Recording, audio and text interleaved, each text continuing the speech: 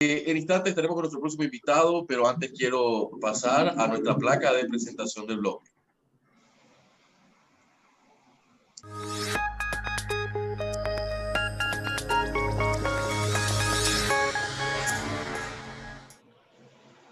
Lo saludo a don Pedro Halley.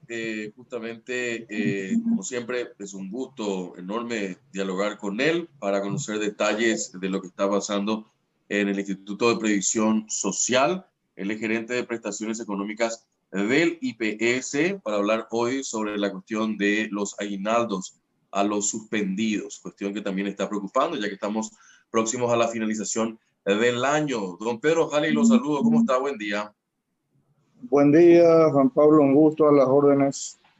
Muchísimas gracias por su tiempo con nosotros. Le pido un minuto, cumplamos con los oficiantes y a la vuelta ya desandemos todo lo que tenemos que hablar en torno a esta situación en particular, bastante preocupante en torno a lo que va a pasar con la situación del aguinaldo. Le pido ese minuto y a la vuelta estamos.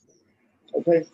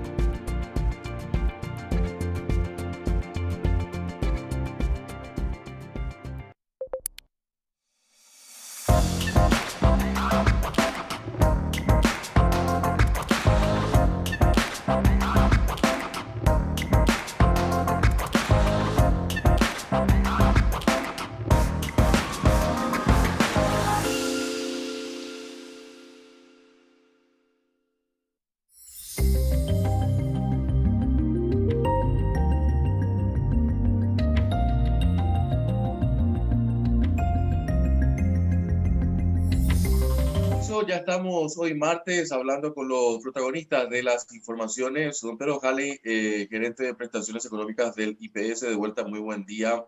Puntual, esta situación, IPS no asegura pago de aguinaldo a los suspendidos. ¿Es así? ¿Realmente podemos decir de que se va a dificultar la situación del aguinaldo o cómo se va a cumplir con esta cuestión que legalmente está establecida para beneficio del trabajador? Bueno, la idea del aguinaldo para los suspendidos es una iniciativa del Ministerio de Trabajo, no del IPS. Es un pedido de la ministra de Trabajo.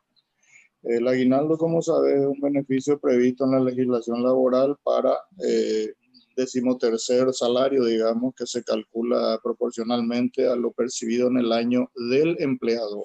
Esa es la definición clásica. En el caso que se dio este año, hay muchos trabajadores que por efecto de la suspensión no cobraron salario. Consecuentemente, esos meses sin salario no computan para sus respectivos aguinaldos por su empleador.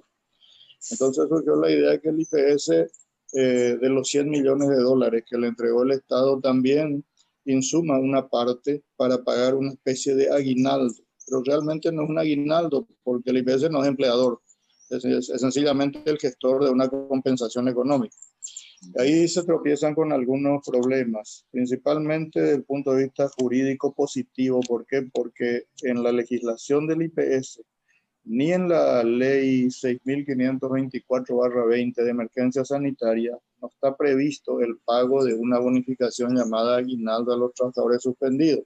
Vos sabés que en derecho administrativo lo que no está escrito no existe. Entonces, para viabilizar jurídicamente el pago de un mal llamado aguinaldo a los suspendidos por parte de IPS, tendría que articularse una modificación de la ley de emergencia sanitaria en su artículo 46. Eso por un lado. Por otro lado, desde el punto de vista de los recursos De los 100 millones de dólares, si bien es cierto que ya se utilizaron solamente el 47-49% a este momento en las compensaciones y en los subsidios, y que hay un remanente importante, nos quedan 3 meses, que posiblemente tampoco consuman todo el saldo existente. Pero es intención del instituto, yo lo considero muy positivo eso, que ese remanente sea aplicado finalmente al seguro de salud, que es el que ha sufrido el mayor descalce financiero en este año por el tema de la caída libre de los aportes. Esa es la situación hoy. Por eso es que no podemos nosotros asegurar en absoluto un aguinaldo a los trabajadores suspendidos. Esas son las dificultades así francamente. Por otra parte, vos sabés que el Consejo de Administración del IPS es la autoridad corporativa que tiene la última palabra. No es una decisión ni del presidente, ni de alguien, ni de nadie, sino de un Consejo de Administración multipartes que debe analizar los intereses de sus respectivos representados.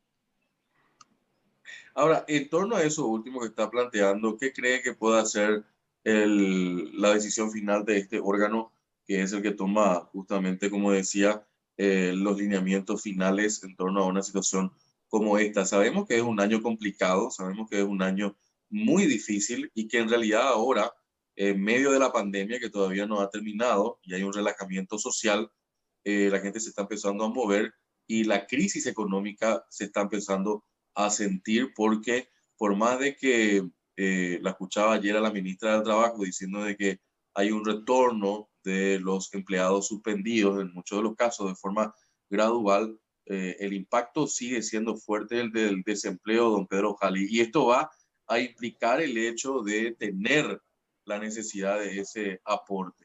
Entiendo su punto, pero quiero ser un poco abogado del diablo en esta posición.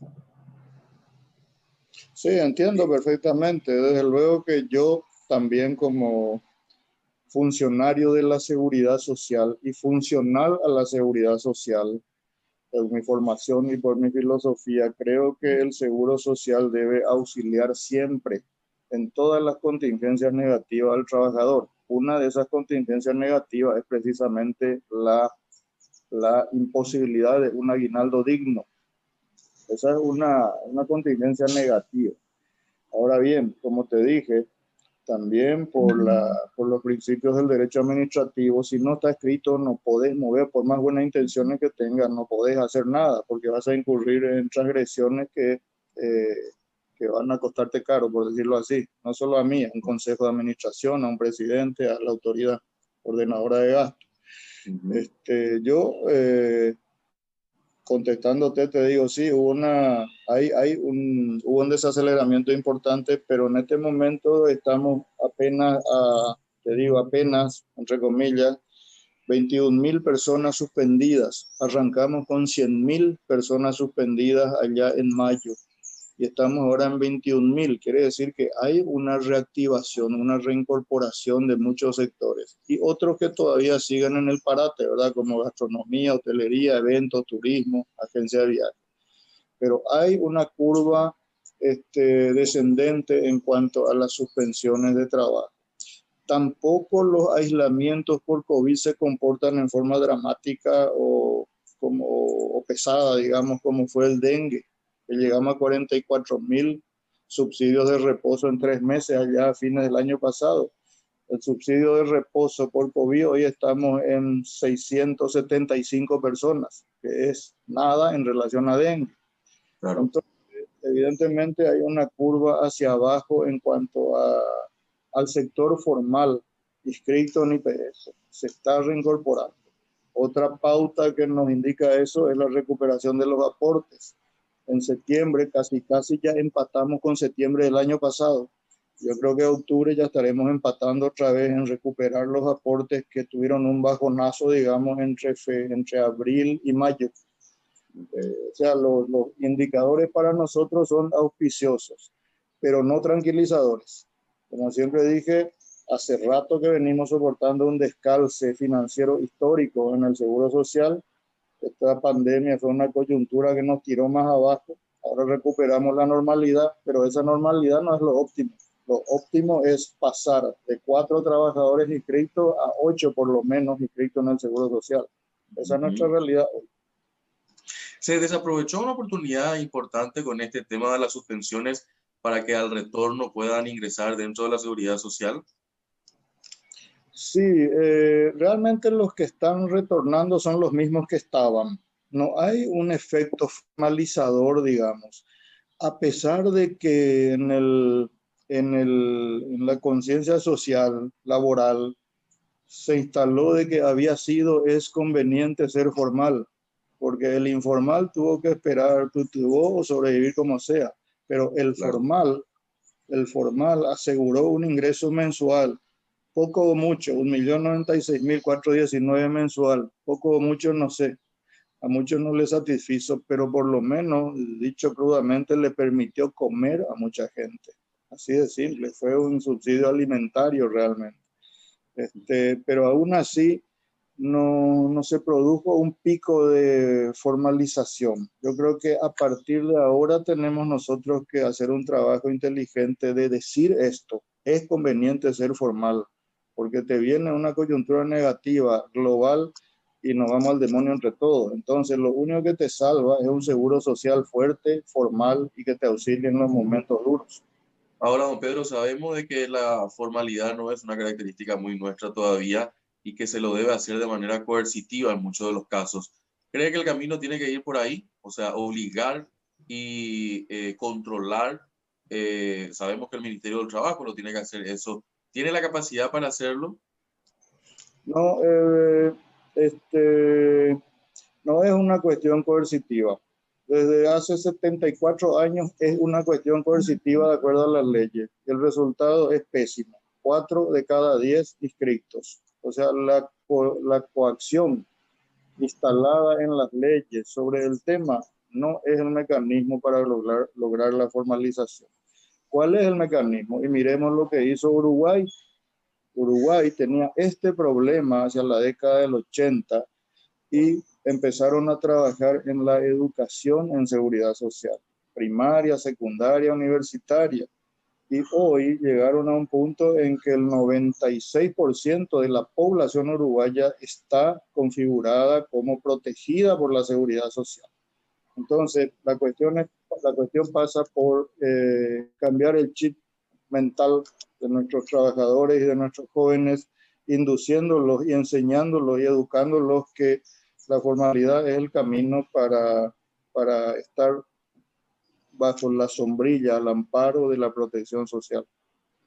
En concreto, don Pedro, antes de ir a la pausa que tengo que cumplir, esto no va a ser posible porque la ley misma no permite y modificarla implicaría también todo un esfuerzo grande. La idea es que ese fondo vaya a salud y que se mantenga. Lo que sí se tiene hasta el momento es una ayuda para la última parte del año.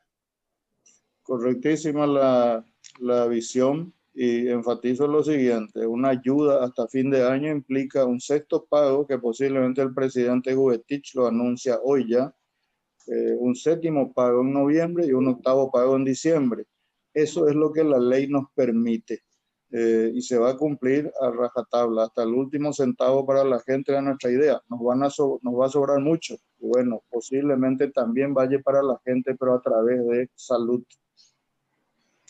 Don Pedro, le pido un minuto. A la vuelta abordamos temas generales, como está el IPS en general. Por favor, me gustaría un panorama también para la gente que nos está mirando. Pero eso a la vuelta de esta pausa.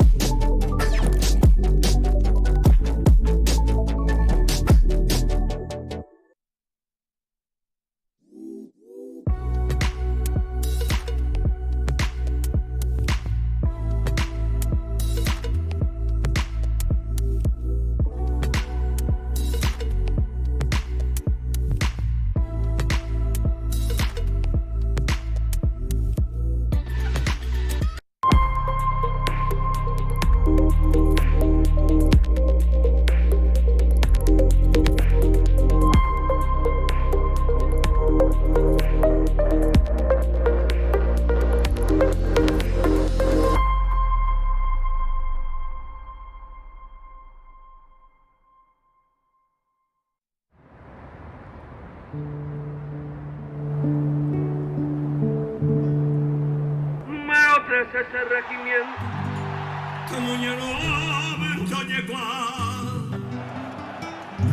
Fortín en agua ese campamento, la muralla viva, polleja.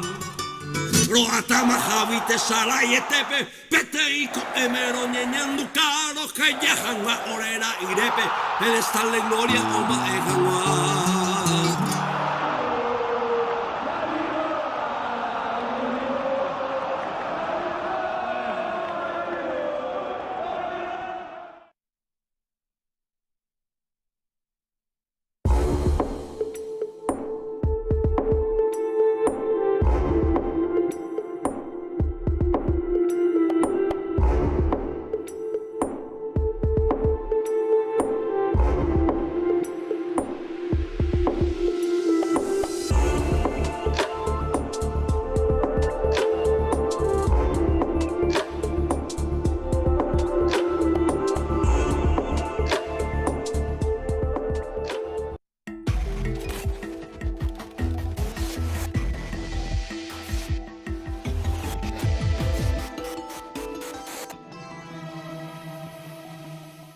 Volvemos a piso, estamos hoy ya martes 13 de octubre del año 2020, de a poco, realmente terminando el año, falta muy poco para que lleguemos a la quincena de este 10º mes, luego ya las actividades van en un tobogán camino hacia lo que es el fin de año.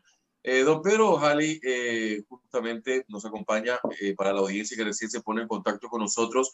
Él es el gerente de prestaciones económicas del Instituto de Previsión Social. Mucho trabajo, realmente me imagino este año, don Pedro, ¿no? Han tenido que redoblar esfuerzos con todo lo que es estos programas que han tenido que aplicar.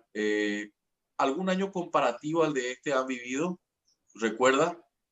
Mira, en mi experiencia de largo tiempo en el Seguro Social, tuvimos dos crisis precedentes históricas. Una fue en la década del 92-93 con la caída de los bancos, cuando todavía yo no tenía, digamos, el protagonismo que tengo ahora, estaba en un cargo terciario, secundario, pero vi la crisis desde adentro y vi cómo los fondos jubilatorios se esfumaron en aquella época porque los bancos no pudieron devolver las acreencias. Y recuerdo que empezamos a recibir inmuebles y pasamos a ser, en esa década, de tener 126 inmuebles, recibimos cerca de 1.000 inmuebles y pasamos a ser la mayor inmobiliaria del país. Y luego la otra crisis fue la del licuado Bolaño, ¿verdad? Que fue más focalizada en un evento, en un siniestro, pero también puso a prueba la reacción del seguro de salud, que se comportó magníficamente porque ahí atendimos a todo el mundo, sea asegurado o no asegurado, y con medicina de alta tecnología, quemadura de todo tipo, ¿verdad? Pero esta crisis no es nada focalizada, esta es global y nos afecta financiera, asistencialmente, estructuralmente, en todo sentido. Esta es la crisis más grave que ha tenido no solo el Seguro Social, creo que el país en su historia económica. Y haciendo un análisis a fondo, ¿creen que están llevando bien la situación o qué le faltaría para decir realmente estamos al 100% de nuestra capacidad? Me refiero a más dinero, me refiero a más personal, me refiero a qué se necesitaría el IPS para decir podemos pasar una pandemia. Mira, yo creo que toda crisis genera oportunidades. El tema es tener la inteligencia para ver la oportunidad en medio de la tormenta y poder llegar a puerto. De eso se trata. En este caso, la oportunidad que se le presenta al IPS es la de instalar la necesidad de la formalización de la seguridad social como barrera contra las contingencias negativas, coyunturales o globales o lo que sea. En eso estamos, en eso estoy particularmente a través de algunos proyectos de leyes, de algunas acciones administrativas. Lo que me preocupa en ese sentido, y lo manifiesto públicamente, y mi desagrado, te voy a decir, es que mucha gente en estos momentos tristes para todos, y me refiero a técnicos, economistas y de todo, que están pregonando la quiebra del IPS, del sistema de pensiones del IPS, o sea, metiendo a pensiones y a salud en una misma bolsa diciendo que el IPS está en quiebra. Nada más falso. Y es triste y es desagradable porque el morbo vende. Entonces la gente está desesperada, escucha eso y viste, nos vamos todos al mazo, todos. No es cierto. El fondo de pensiones, de jubilaciones y pensiones del IPS, si bien como todo fondo tiene un horizonte actuarial en N tiempo, en este caso en el 2045, y después podemos hablar de lo que es un horizonte actuarial, está sólido. Y estamos pagando 33 millones de dólares al mes puntualmente el 17 de cada mes a 63,000 beneficiarios. Ahora, don Pedro, ¿por qué usted cree que plantean estas voces esa posición? Y porque hacen un análisis equivocado. A mí me gusta el fútbol y te voy a hacer un paralelismo para que la gente entienda. Vos no podés decir que la Asociación Paraguaya de Fútbol está en quiebra porque uno o dos clubes están mal. Hay otros clubes que están bien, que están vendiendo y que están teniendo buena recaudación y que están ganando en la Libertadores, etc. Lo mismo pasa con las cajas previsionales. Uno puede decir que el sistema, entre comillas, previsional paraguayo está mal porque hay 2 o 3 o 4 o 6 cajas, si querés también, que están con descalce financiero y con déficit. Sabemos la situación de la caja fiscal. Sabemos que la situación de las cajas profesionales, que son la bancaria, la municipal, ANDE, no es auspiciosa porque están acotadas en términos de crecimiento de sus activos, mientras sus pasivos crecen y viven más. Entonces su ecuación se va a desequilibrar. Pero esa no es la situación del IPS. El IPS tiene 2 reservas importantes, fundamentales. Uno, la reserva financiera, que son los 2.000 millones de dólares que tiene en el sistema financiero bancario paraguayo, que para mí también está mal que solo esté allí. Todos lo veo en la misma canasta, pero están ahí. Esa es una reserva financiera importante para cualquier contingencia, que no se va a tocar. Eso es jubilaciones y pensiones. Y después la otra gran reserva que tiene el IPS, porque es la única caja de universo abierto, es decir, que puede incorporar gente, es la reserva demográfica. Si 4 de 10 trabajadores no más están y tenemos esta fortaleza financiera, este horizonte actuarial a 20 años, a 25 años, que es poco, hay que aumentar. Quiere decir que si vamos a una incorporación de 2, 3 puntos, 6 trabajadores de 10, 7, 8 de 10, nuestro horizonte actuarial se extiende unos 100 años aproximadamente, y no lo digo yo, lo dicen los actuarios. Por eso es que yo insisto tanto en aumentar la base contributiva. No es aumentar el aporte, aumentar la base contributiva, aumentar la gente que aporta al sistema. En los sistemas de pensiones, de reparto solidario o de capitalización colectiva, cuanto más gente aporte, más fortaleza hay. Entonces, vuelvo a la pregunta, ¿por qué alguna gente está pregonando esto? Y no sé, a lo mejor está la intención de algún negocio detrás de instalar, primero generar el problema y luego vendernos la solución de un modelo de capitalización individual o de esas cosas, que no funcionan. Funcionan cuando vienen combinados con reparto solidario, cuando son una pata nomás o un programa más, pero no cuando son un programa excluyente para toda la sociedad. Don Pedro Halley, como siempre, un gusto dialogar. Espero poder hacerlo en una brevedad del tiempo y le deseo, como siempre, muchos éxitos en sus funciones. Gracias. A las órdenes siempre. Vamos a la pausa. Enseguida estamos con nuestro próximo invitado. Quédense con nosotros aquí en Información y Análisis.